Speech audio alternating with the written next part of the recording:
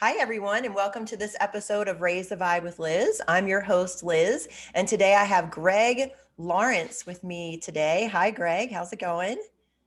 Hey, Liz, thanks for having me. Great. All right, I'm going to go ahead and read your bio. Greg Lawrence is a psychedelic integration and transformational coach, energy worker, and active member of the Southern California psychedelic community. In addition to his private practice, he works as a psychedelic integration coach with the Transpersonal Counseling Center, a psychotherapy practice located in Los Angeles, Psychedelic Experience Integration.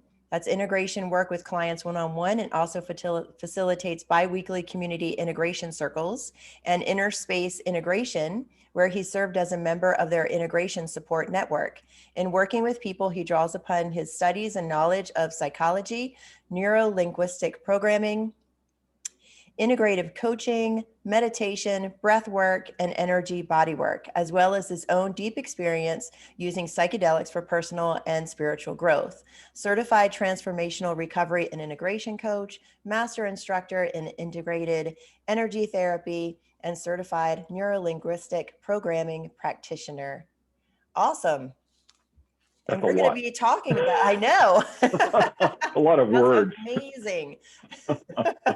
Yeah, I'm really interested in this topic. Recent laws have been passed, the Right to Try Act, and the FDA granted psilocybin breakthrough therapy status research, and Oregon was the first state to legalize mushrooms, and more states ease laws. So, what was it that led you to do this psychedelic integration coaching? Wow. That would go back to my 20s when I was using psychedelics through my late teens, through my late 20s, and unfortunately using a lot of other substances as well. I got mixed up in hard drugs, and my life pretty much spiraled out of control. I had lost my job. I was living in a terrible place. The conditions were not good. And luckily, I got some help. I got out of the place where I was. I managed to move away from the people and places that were triggering my use. I quit substances cold turkey and I stopped using everything except for cannabis, which I have used for about 20 years after that. And about 7 years ago, my life got kind of turned upside down with a personal tragedy. And in the midst of that, I realized there was a lot of childhood trauma I had just never dealt with. I had just put things away and I had a lot of things stirring under me, which is, of course, what led me into addiction. I was living a suburban life. I'd started a business, bought a home, lived out here in the Valley, which is a suburb of Los Angeles, and started trying to find out what to do. I started seeing a therapist, a coach, and somewhere in there, I think, at the time I was trying to quit smoking cigarettes. I smoked cigarettes at the time. So I tried psilocybin. Someone said, psilocybin helps for that. I read a study about it. It's one of these clinical studies you see. And I tried it and I realized, wow, I realized where some of this comes from and why I act this way. So now everything's going to be different. And in about 2 or 3 weeks, nothing was different. This is what happens with a psychedelic experience sometimes. It can show you what needs to be worked on, but it's up to you to work on it afterwards. But, it seems like in the aftermath, like I just feel so differently now, nothing could ever go back to being how it was. And you slowly slide back for various reasons. So I started looking into this. I discovered the concept of integration. And I went to an integration circle. This is a safe space where people gather to talk about psychedelics and their experiences and ask questions and do research and support each other. It's a community space. And I was fascinated by this concept. I started using the concept of integration myself in these journeys and making difficult changes afterwards based on what I had learned in the experience. I was asked originally to lead some of these integration circles. And then after a while, I was doing some coaching and energy work with people. And one of the integration coaches said, hey, can I refer people to you? This is something that you know. So I started seeing clients. Then I got certified as an integration coach. And a little over 2 years ago, I set my old business aside and I started doing this full time. To go back to your question, I got into this because it was necessary for me and it's an avocation for me. So I can see the healing power that psychedelics have. I don't go around encouraging people who wouldn't take them to do so, but there are people coming into this space all the time looking for healing from psychedelics. I'm here to try to give them what I got for myself, the growth that can come from the aftermath of a psychedelic experience. Oh, I see. That's fascinating. I also heard in there where you had your own trauma and had used psychedelics to work through that, but then it didn't last very long. So I do some work with negative belief systems, patterns, programmings from childhood. So how did you integrate the two together to be able to make it last? Well, as you know, there are two parts to this. There is what happened to me. Why did that happen? It's important to have those things. What did that cause me to do? So I'll give you an analogy. It's a story. This guy goes to Las Vegas and he and his wife go to see a professional hypnotist show. And the hypnotist at one point says, I need a volunteer from the audience. The guy's wife says, go up on stage. So he does it. He gets hypnotized and the guy tells him to cluck like a chicken or whatever they do. And then he says, I'm going to give you a post-hypnotic suggestion. Is that okay? The guy says, yes. He says, when you wake up, every time I touch my tie, you're going to have to take your coat off. When I take my finger off of my tie, you have to put your coat back on. Understood? Yes. Wakes the guy up. How was that? How do you feel? I'm fine. Nothing's different. I didn't even know I got hypnotized. And touches his tie. Now the guy is going to have to take off his jacket based on an instruction he has in his head that says, when this happens, you do this. But your arms just can't move and take your jacket off because you're human. Then you think, what are my arms doing? What happens in this instance is your mind jumps in and gives you a reason for it. It says, hey, it's hot in here. It can even generate some chemicals because your mind is in charge of all these neurotransmitters and chemicals that make us feel different ways. It can make it a little hot for the guy, and he says, you know, it's kind of hot in here. Do you mind if I take off my jacket? The guy says, no, not at all. Takes off his jacket, and after a while, he takes his finger off of his tie, and the guy says, it's strange. It was so hot. Now I have a chill. I'm going to put my jacket back on. A little while later, the guy touches his tie, and he says, it's the weirdest thing. This jacket usually fits, but it feels kind of tight. I'm going to have to take it off for a while. This is what we do as humans. Something happens to us when we're young and our subconscious steps in and says, don't worry. From now on, I'm going to make sure that you do or don't do, say or don't say this, and you won't get hurt again.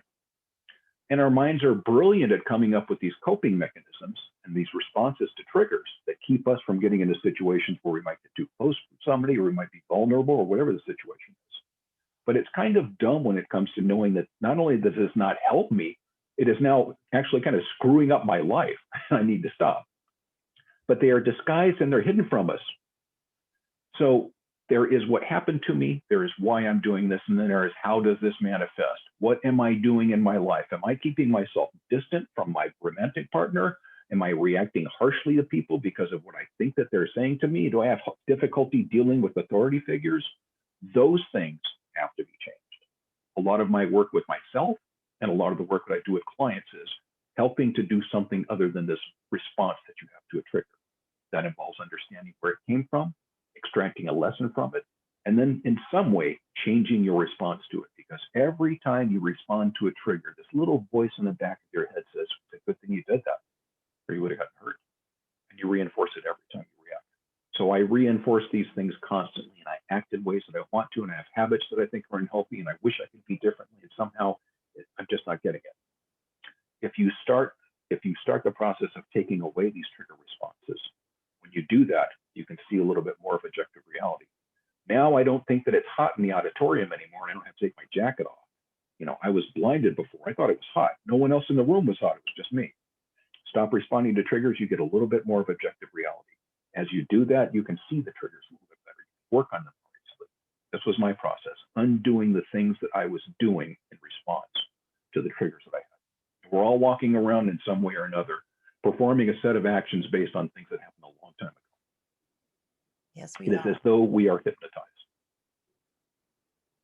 Yeah. So why use psychedelics to unravel our subconscious and not um, traditionally these other practices or healing modalities?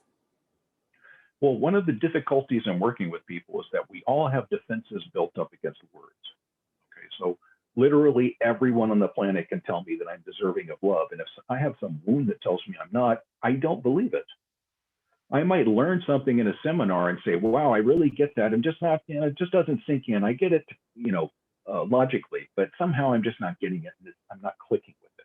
These are protections we have because based on this protection that your mind is put in place saying, do, don't do, say, or don't say this thing, for better or worse, your brain does not want you to change. So when someone presents you with an idea that threatens a change that might cause you to be unsafe, because now I'm going to expose myself by opening myself up and my heart up to someone, and I might get hurt in that process, which is a perfectly normal and natural thing. But my heightened alert system tells me it's not. I need to be careful. Now, if I try to do something like that, my brain steps in and tells me it doesn't feel good. What psychedelics do is they don't necessarily step in and change those things, but they do get messages to us to show us how important they are. Sometimes they will use metaphor or story. Sometimes they jog our emotions. Sometimes they let us see our lives from a detached perspective. Oftentimes what they do is process the pain that we have inside. So a couple of things they do is show me what is really on my mind, because there's something right now that I am not acknowledging or doing that I've just kind of put away that's really bugging me. Happens with everybody. Psychedelics will dump that on the table and you'll suddenly say, wow, I didn't know that this was so hurtful to me. I didn't realize that was so important. I didn't realize I thought that I needed to do this as much as I do. I didn't realize I needed to change that or shift this. You can see it. It's up to you to do it later. That's one thing they do. The other thing is exactly what therapy does. They bring the unconscious to the conscious in a very rapid fashion. And this is where you run into what sometimes people call a bad trip.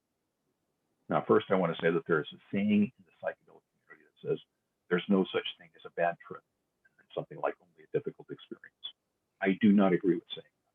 There is such a thing as a bad trip. There are people who are on certain medications or have certain psychological diagnoses who should not use psychedelics. They're not going to end up having a good experience. But other people who don't know that unpleasant, suppressed memories and emotions that are stuck inside of you are going to come up rapidly and need to be felt and experienced and processed. When you don't know that's going to happen, suddenly it feels like something's wrong. Now I'm not having fun. I'm not one with the universe. I don't feel so good. I understand why this is scary. Now I'm going to push against it.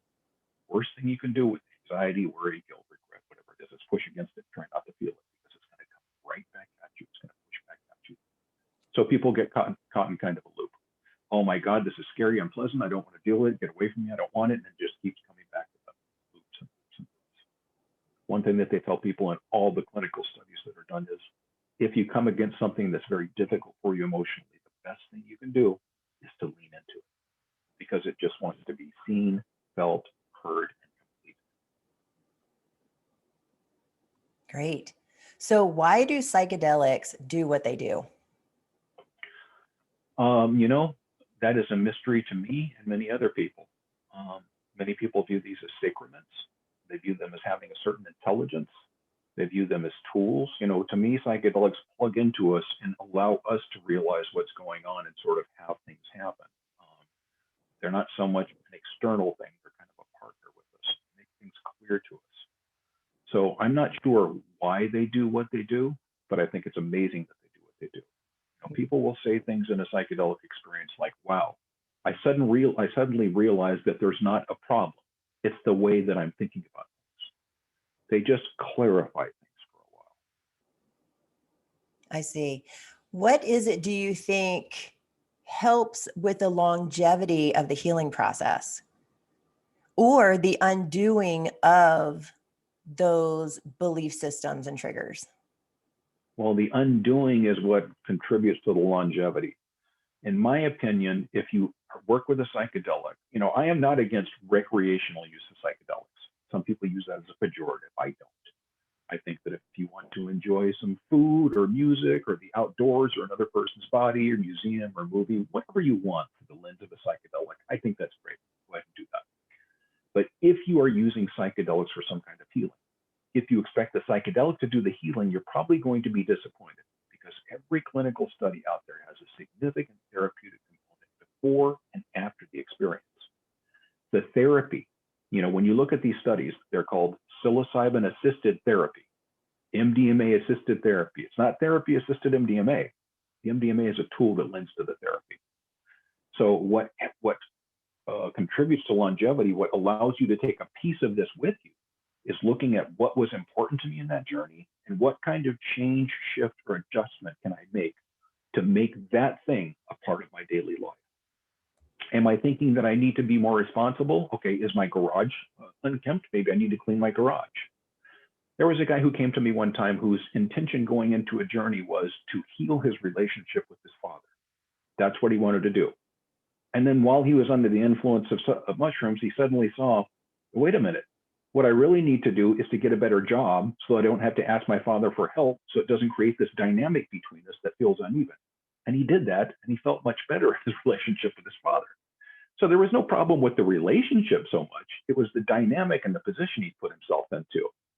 The thing that we think we need to do is not always what we need to do. You might think, I need to work on this. And you work with a psychedelic, and it's like, no, you need to fix this. And then go here and here and here, and then you'll get here. But you can't just go here. There are all these things that go with it. What contributes to the longevity of the healing is doing something with it afterwards. This is where integration comes in. That's why I'm passionate about it. Making some change, shift, or adjustment based on what you learned in the experience will help you take some of the experience with you. It's literally what it's trying to give you. Look, here's a thing that you want. See, here's a thing that you're feeling very strongly. You're just not acknowledging.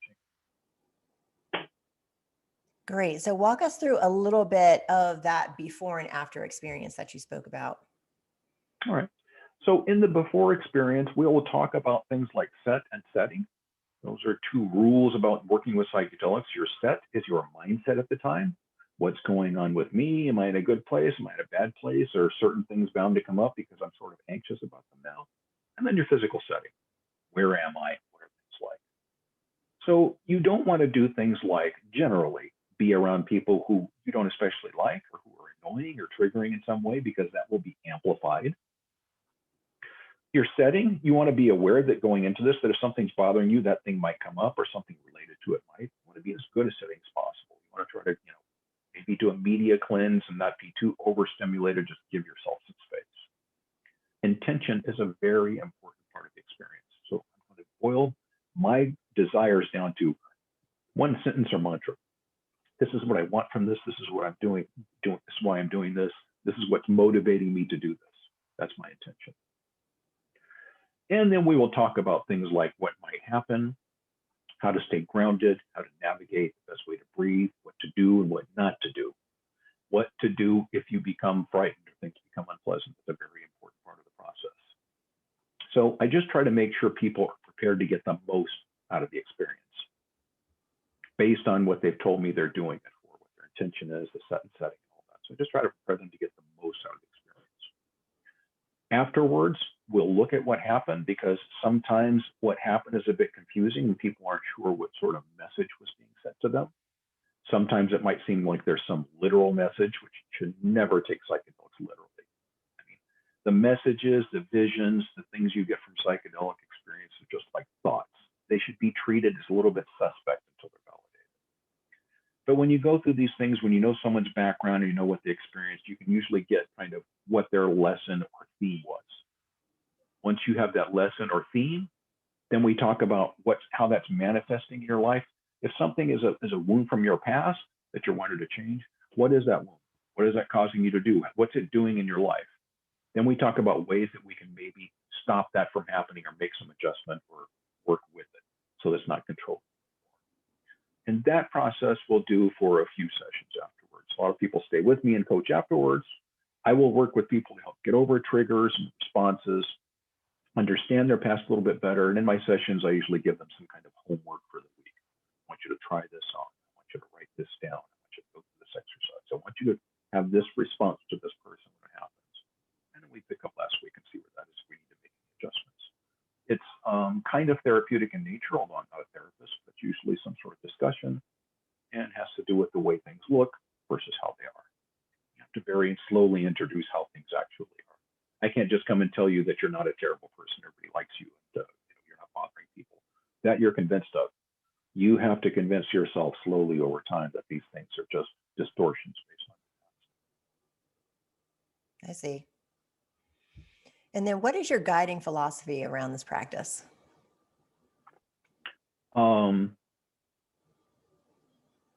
Milton Erickson is one of the people whose work Neuro-Linguistic Programming was based on. He was a brilliant therapist, an MD, and a hypnotherapist who was a genius at working with people. Milton Erickson said something that is my guiding principle in this work. He said, action will lead to insight far more often than insight will lead to action. That very perfectly describes what you should do with a psychedelic experience. You can think that showing me where my trauma comes from, now fixes it and why I feel this way. But if I don't do something about it, I'm not going to change it. Insight doesn't necessarily change anything for me. So how do you take the linguistic programming and unravel what you've received in the journey or in the experience? Well, neuro-linguistic programming is just one of the tools I use, and that's partly used in the way that I communicate with people. So there are certain things that people might say that you pick up on. There's certain ways you give things back to people. There are certain ways people characterize things that happened to them in the past. So neuro-linguistic programming for me is more a tool of sort of figuring out what's going on with someone. I would say that probably a number of personal and spiritual development disciplines, cognitive behavioral therapy, things like that are more tools that I'll use with people. Okay, I see. And then I've heard that microdosing and psychedelic therapy is really good for PTSD. So besides PTSD, what other types of things does it help with? Well, I should say that microdosing and psychedelic therapy are two vastly different things. Excellent. So I'll just quickly go over microdosing. So, we'll go over psychedelic therapy. Psychedelic therapy, I take a very strong substance that takes me to a sort of another realm. I've been prepared before and I have therapy afterwards. It might be a very sort of traumatizing or disturbing experience for me. A lot of things from my past might come up. It might be a very beautiful, mystical, spiritual experience. I might feel at one with the universe. I might suddenly have compassion or empathy for people who hurt me in the past. A lot of things can happen, but it's a very overt experience and where I'm to a certain extent regressed and kind of going through my wounds and having things come up and trying to process it. Microdosing is taking subperceptual amounts of LSD or mushrooms, usually. Those are the two primary substances people are talking about when they microdose. Taking so little an amount that you don't feel any psychoactive effects. You might feel a little bit better. There are smart drugs or nootropics on the market that are sort of similar. You take them, you just notice, hey, I'm a little more alert. My cognitive abilities are sharpened. I feel a little bit more creative and motivated. It's kind of what happens with microdosing. You just feel good, better, or maybe not as bad. You may forget that you microdose. That's happened to me. Microdose something, a few hours later, you realize I'm just moving through my day really well. That's right, I microdosed, I forgot. So it's not the same experience at all. In fact, if you took those two things independently, no one would be able to tell they were the same substance. It's so vastly different. So microdosing is more of a behind the scenes gradually. So then I will start to maybe see the patterns that I'm engaging in life. Maybe I see my emotions coming up a little bit, might make you a little bit more, put you a little bit more in touch with your emotions and allow them to come up, because many people have a lot of suppressed emotions that are keeping them anxious or depressed. It may help me to see certain things in my life that I might want to change or shift somehow, but those may happen gradually over time. There is really no solid scientific evidence that says that microdosing is any more effective than placebo. But to me, with what I have seen anecdotally from people using microdosing to get over things like anxiety, depression, OCD, traumatic brain injury, ADHD, some of these things, it's even recommended that people with these conditions don't use psychedelics, but microdosing seems to help a lot of them. I've seen many, many people. I monitor online forums and Facebook groups dedicated to microdosing. And many, many people who have been on antidepressants for years and years are finding actual relief from microdosing. Wow. Some of them are using microdosing to help them wean off of antidepressants, which haven't worked for them. And I think antidepressants are great. They save some people's lives, but they're probably overprescribed and used for too long. And a lot of people do not have a pleasant experience with them, but it's how they survive. Interesting. So that's microdosing. Psychedelic therapy itself is used, as you say, for treatment-resistant PTSD in veterans and first responders. MAPS, the Multidisciplinary Association for Psychedelic Studies, is in phase 3 of their studies using MDMA for this purpose. And their success rate is phenomenal, something like double anything else. And if phase 3 goes well, then MDMA-assisted psychotherapy or psychedelic therapy will probably be a prescribable treatment at the end of this year or next year sometime. Now, it's not going to be available to everyone. It's going to be prescribable. It's going to be administered by a medical professional or psychiatrist. It's going to be very expensive, probably like $10,000 to $20,000 for one onto treatment, but it will be available to people. Psilocybin has been used in NYU to help people with end-of-life anxiety.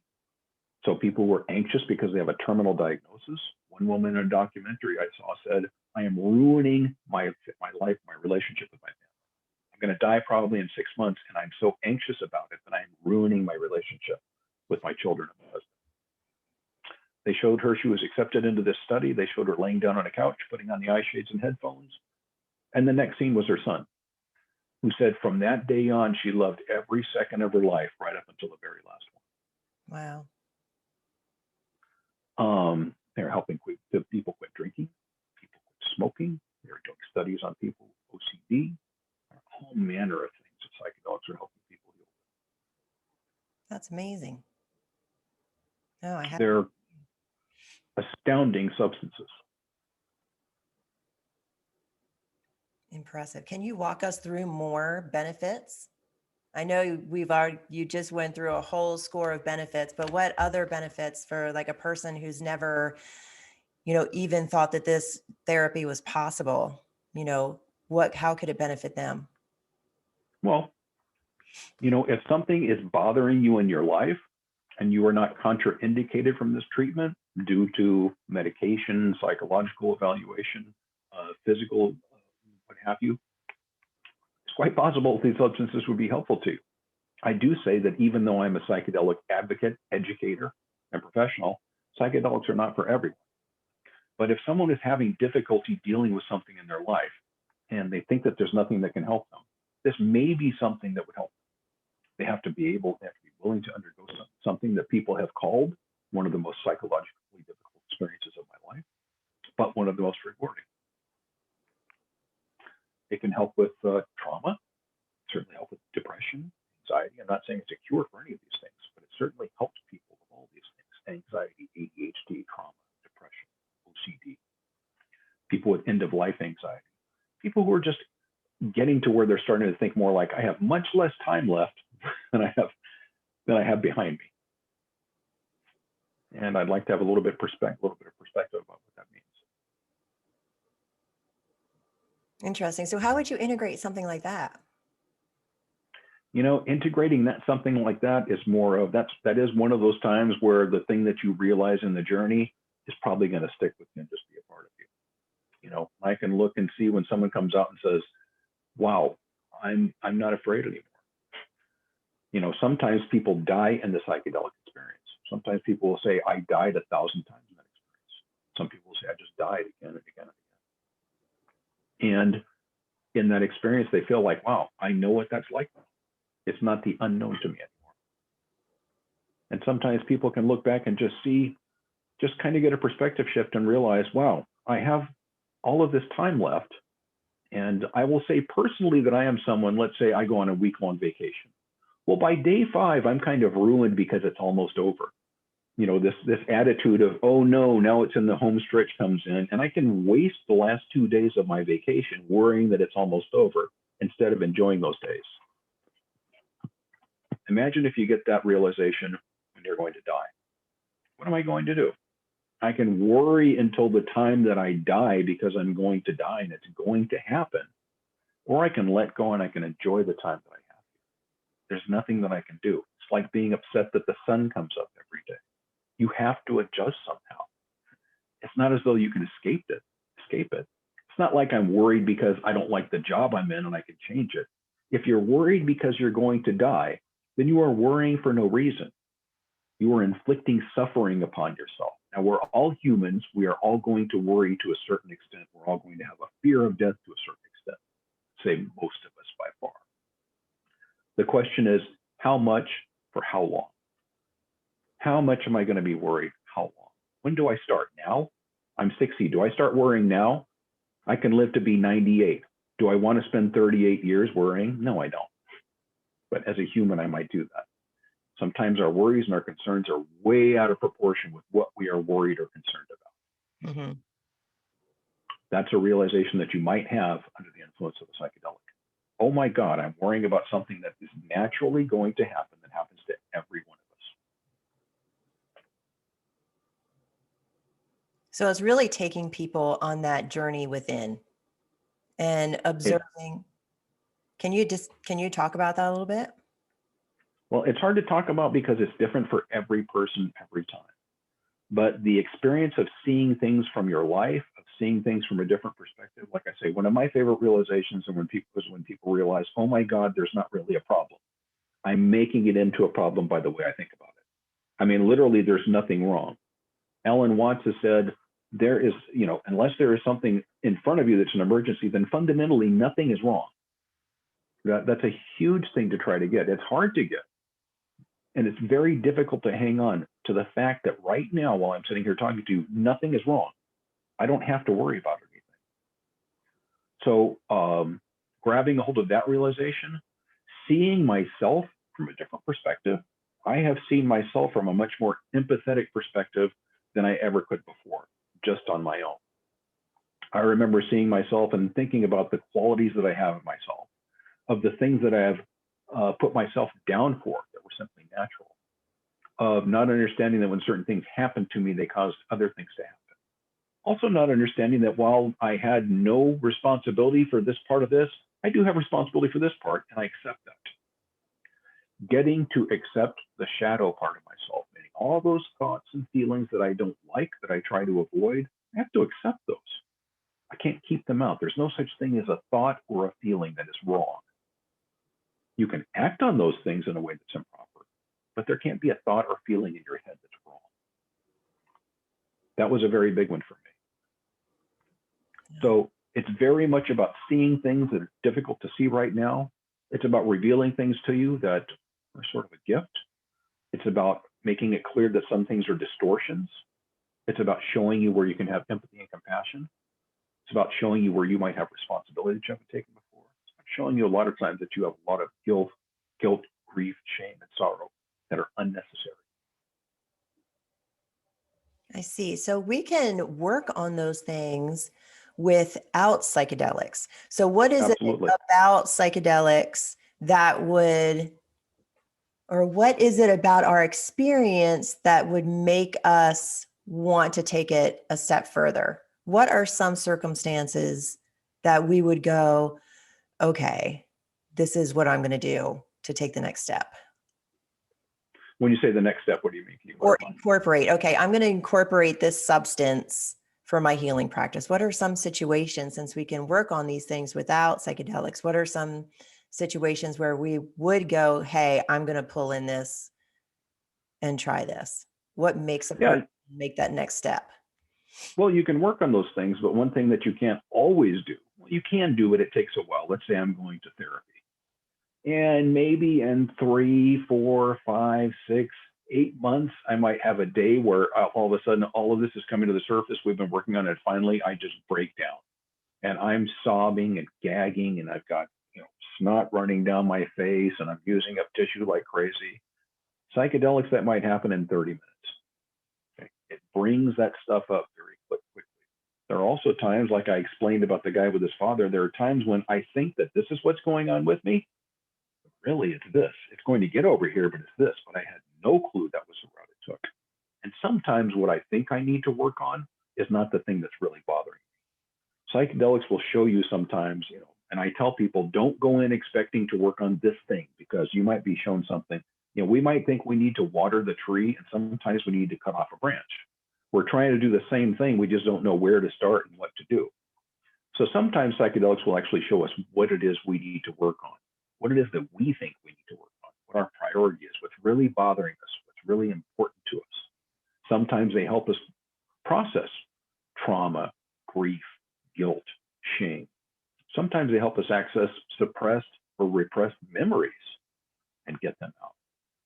So they can be very therapeutic on their own. At the same time, maybe I'll have an entheogenic experience. Maybe I'll connect to something that's outside myself, that's bigger than me. It might completely obliterate my ideas about religion or non-religion. Just give me a point of view about what things mean. I might get a perspective on life and my existence here and beyond that I never had the chance to feel before. What is it about? Go ahead. I'm sorry, go ahead. What is it about doing it recreationally and then doing it in this kind of environment where you're able to zero in? I mean, how are you able to manage mentally controlling the outcome with intention? So there's no way to control the outcome. Yeah. I'll just say that flat out. How do you If do you try to, you're in big trouble. Intentions have a way of sort of guiding where you're going. And a lot of this has to do with you, but your intention might go right out the window once you start. A lot of people say, this is what I need to work on. This is what I concentrate on. And something comes completely out of left field. And just shows you that's not what you need to work on right now. The difference between doing it recreationally and in a sort of a therapeutic sense is, if I am with people, for instance, there are all kinds of rules. When I'm talking to Liz, so now I am with Liz and I am on camera and she's looking at me and maybe I shouldn't touch certain parts of my body and I have to smile and sit this way. There are a million rules that I'm aware of right now, subconsciously, all these processes going on. There are like 8 different processes that go into me hearing and processing the words that you say to me. So there's a lot of action going on and that takes energy. And I'm also at the same time struggling, if I'm on a psychedelic, trying to remember, I forgot how this goes. Do I do my hand up and down when they put their hand out? Am I smiling? Does this look weird? Are my eyes okay? You're trying to remember what all these rules are that your subconscious helps you with that sort of go away when you're in a psychedelic experience sometimes.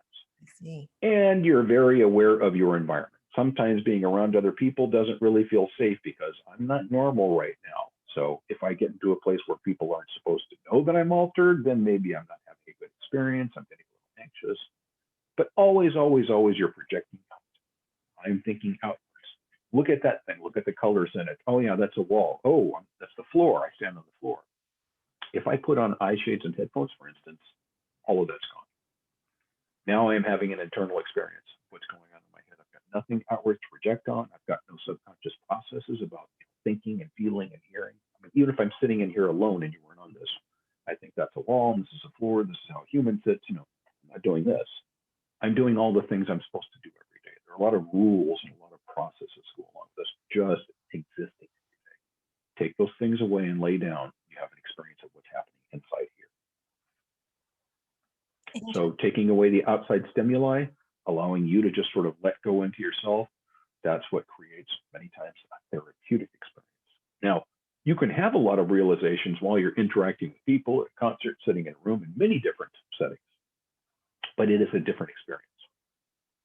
People sometimes ask me, what's the best way to do psychedelics? Okay, there's no such thing as the best way to do it. Well, should I do it in nature or with eye shades or at a concert? All of the above. Where do you want to do it? What kind of outcome do you want? Some people have profound experiences sitting against a tree in the forest. It's just a different experience than it would be in my room if I had eye shades on. All right. Gosh, I'm trying to figure out how to phrase this question. Is there anything about the process that you would like to share with us while I'm sort of gathering my thoughts about this? I'll tell you an interesting story that demonstrates what we do as humans. Please. So there was a young man who came to me about 25 years old. So I had a really bad experience with mushrooms. Can I get a session? So I book a session with him. I talk to him, and I'll change some details so it's not clear it's him. Well, he told me I could use this anonymously. He grew up in a small town in the Midwest, lived there all of his life, had the same friends all of his life. He was one of the popular guys. Handsome, very athletic, good student, always had girlfriends, whole hassle of friends. He was the guy, like if you moved to town, you had to get to know him, like be accepted into his circle. Now, he graduates high school, and most of his friends don't go to college. And of the few who do, they're taking something other than what he's doing. He needs to go to an out-of-state school for the major that he wants. So he does that and lands in college and soon realizes, I don't know how to make friends. I don't know how to be someone who's just lost in this. He's a small fish in a big ocean all of a sudden, and he's kind of lost. I don't know how to meet girls. I don't know how to make friends. It's always come very easily. He starts feeling a little uneasy about this. Wow, I'm kind of missing home. And in about a week and a half, he meets a guy that he kind of clicks with, and he says, hey, let me introduce you to my friends. Introduces him to his 2 friends, and he starts hanging out with these 3 guys. He says, they're great. They know a lot of people. They like to joke around with me. They're always having fun. And after a few days, they say, hey, This weekend, we're going to go to the forest and take mushrooms. Do you want to go? He says, yeah. He's taken mushrooms a few times before at parties. So they go to the forest, they take the mushrooms. About 30 minutes in, he starts feeling it, and then he feels really uneasy, like I am not comfortable here. And it takes him a little while to settle down and get a hold of himself. And when he does, he realizes these are terrible people. These guys are sexist, they're borderline racist, misogynist, and they're not joking around with me. They're making fun of me. You know, they're acting like I'm some kind of hayseed who they're taking along on this ride with them. And I don't know how it is that I got convinced they're good people, but I don't want anything to do with them. Now, this guy had obviously been thinking this for like 10 to 12 days before he took the mushrooms and completely obscuring these facts for himself. And that anxiety he felt during that journey was actually what he was feeling under the surface whenever he was around these guys. But this is just one of the things that we do in everyday life. There are certain things that don't fit in with the narrative, with what we need at the moment. So we just obscure certain things and we don't see things the way that we are. We think we do. But really, a lot of times we're having a bad time underneath and we're not seeing things the way they are. And that goes for us too. We might not be seeing ourselves the way we are. Wow, that's amazing. Because I know personally, you know, myself and in my practice, we tend to, you know, set all of those feelings on the shelf to keep the status quo, the job, the difficulty in our families and everything else, and sort of skin over it and make ourselves okay with it, you know, and going along with people pleasing and all of that stuff. That's really interesting. At least we think we do. We think we're okay with it. Yes, yeah, that's what I mean. We think we're okay with these, but we're really Yeah. not. And we're just sitting them on the shelf and like going through life, experiencing these things and shoving our feelings down. So then how do we take the action? So there's really action after that. Okay, so how we realize these things, and then there's the action steps afterwards. Yeah, it depends on your situation. So for that guy, you have to realize that you have to be true to yourself. Be a little bit kind to yourself, and then it's worth the time to take and kind of sit back and be with myself and be in a place that's not very pleasant, where I'm uncomfortable, that I'm not used to, and see what that's bringing up.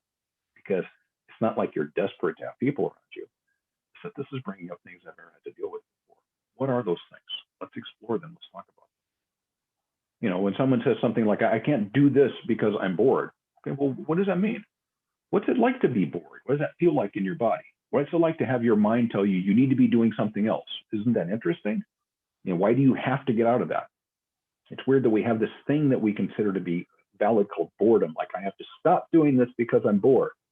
So to me, there's something to be explored in there. Anytime you hit discomfort, there's something to be explored. There's something going on that we're not aware of. So sometimes you look for, what is that thing? What is it that's bothering me? Why am I jumping at this thing and wanting to get it? And there's that it's okay to be true to yourself. You can stand back and you can be someone who's out of this crowd for a while and wait until you find some good friends.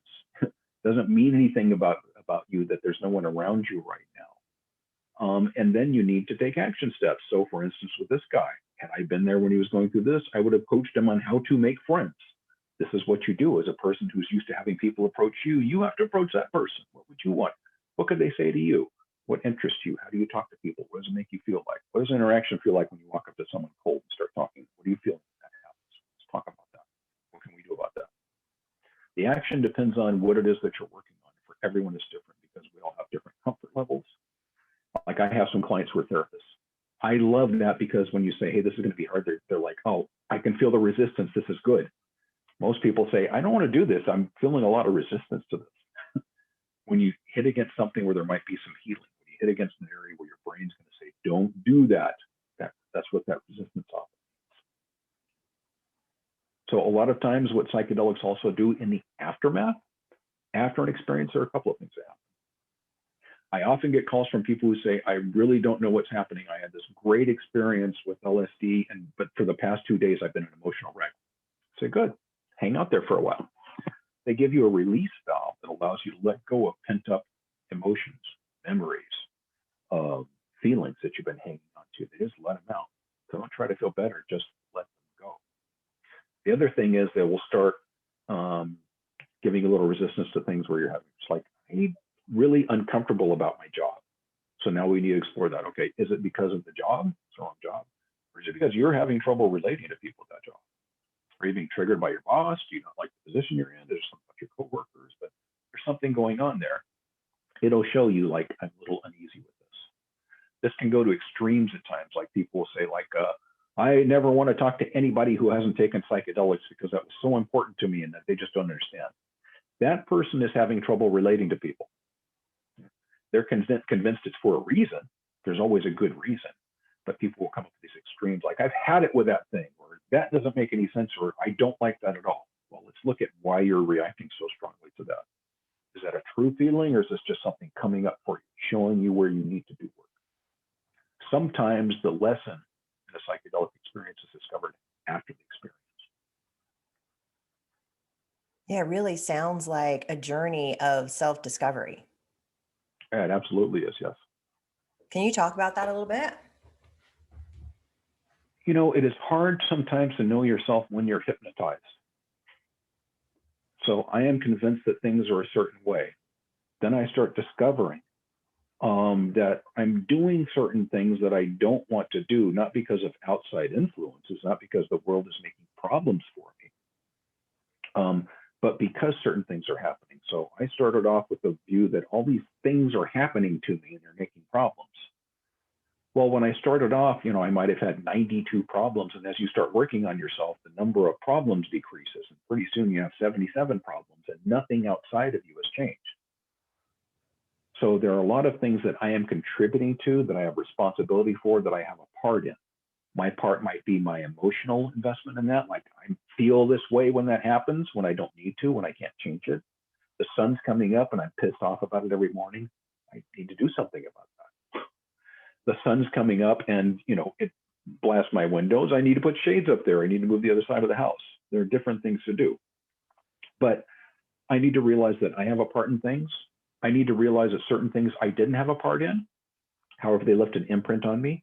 And I need to examine that and see why I think that things are this way.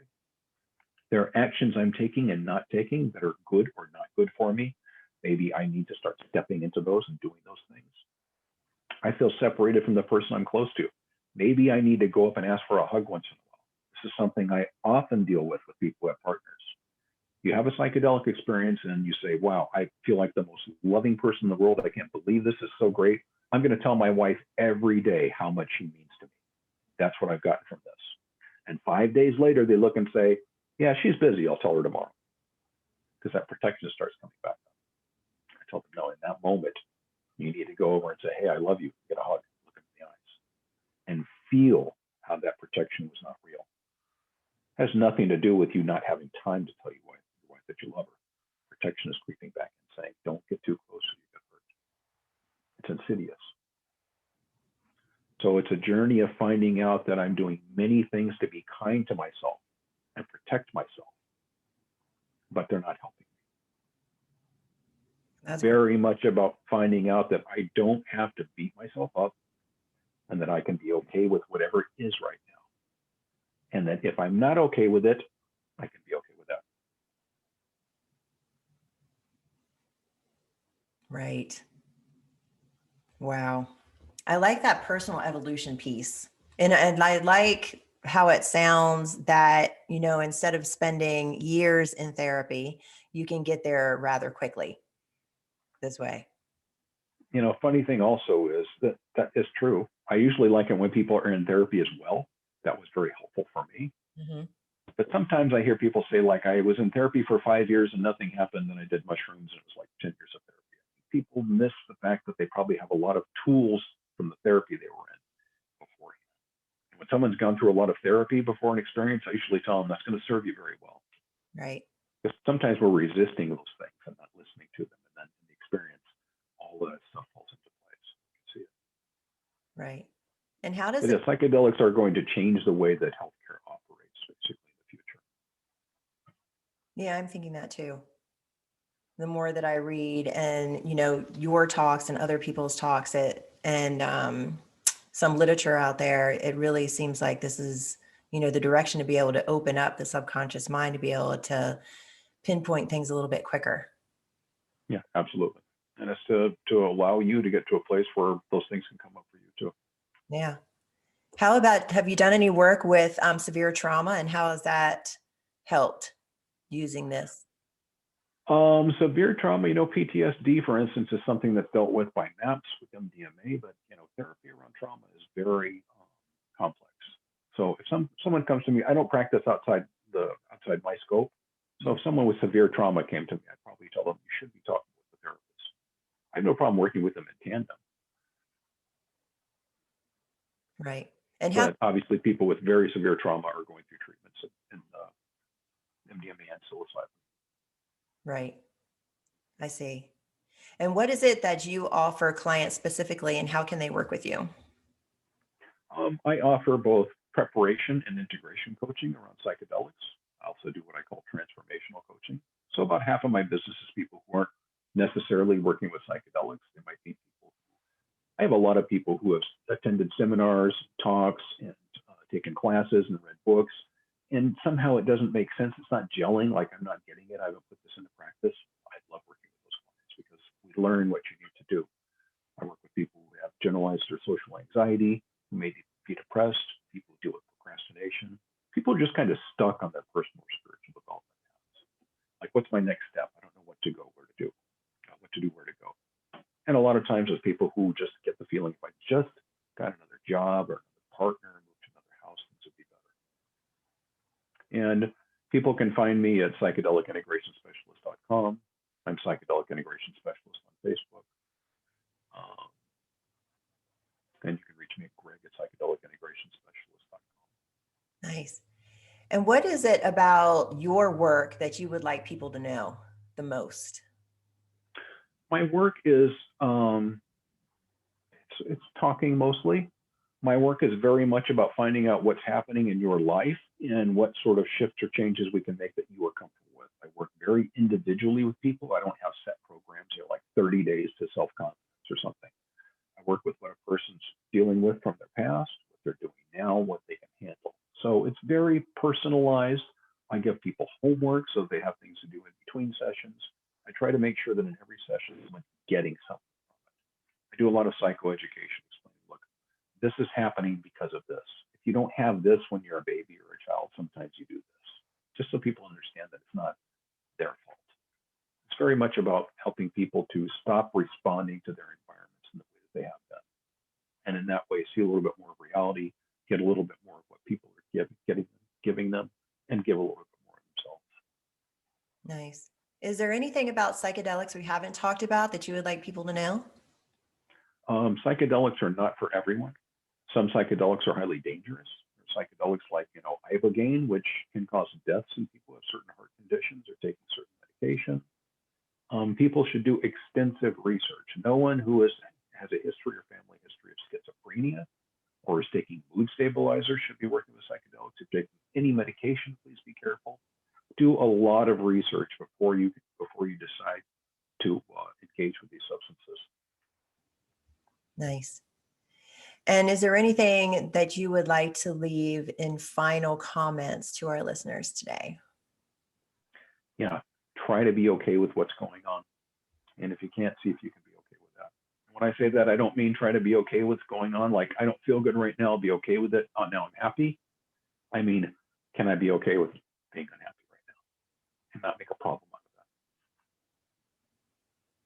that? Right. And do you have any events coming up? March 25th, I'm doing a talk on the guided psychedelic experience. That's an online talk via Zoom. You can find that on my website or on my Facebook page.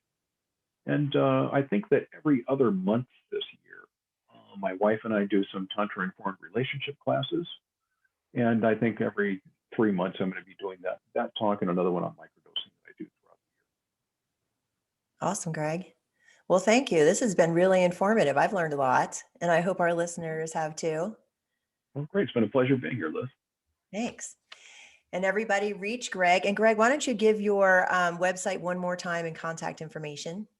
That is psychedelicintegrationspecialist.com. On Facebook, I'm Psychedelic Integration Specialist. And you can always reach me at Greg at psychedelicintegrationspecialist.com. Awesome. Thank you so much, Greg. This has been a really Thank you. interesting conversation. I appreciate your time. Yep. And find me at Instagram, Facebook, and YouTube at Raise the Vibe with Liz. And my website is liz'shealingtouch.com.